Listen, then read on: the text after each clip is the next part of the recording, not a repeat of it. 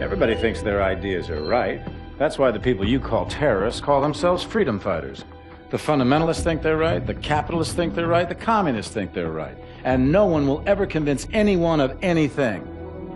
And all these honorable men lecturing the world from the floors of Congresses and parliaments whose time has long since passed refuse to admit, publicly at least, ideas don't determine who's right. Power determines who's right.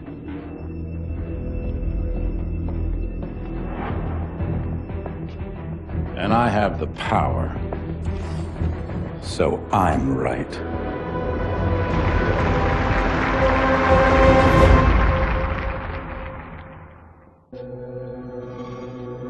Democracy? Democracy. Democracy isn't what these people need. Hell, it's not even what they want.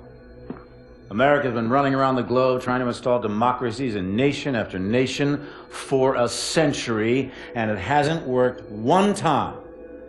Now, why do you think that is?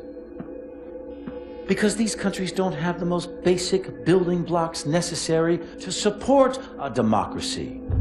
Little things like we ought to be tolerant of those who disagree with us, or we ought to be tolerant of those who worship a different god than us, or that a journalist ought to be able to disagree with a fucking president. And you think you can walk into this country based on fundamentalist religious principles, drop a couple of bombs, topple a dictator, and start a democracy? Give me a break. People don't want freedom. They want rules, boundaries, protections from invaders and from themselves. People need a leader who can both provide the constraints and the support to keep chaos at bay. And you give them that, and they'll follow. And that's where I come in.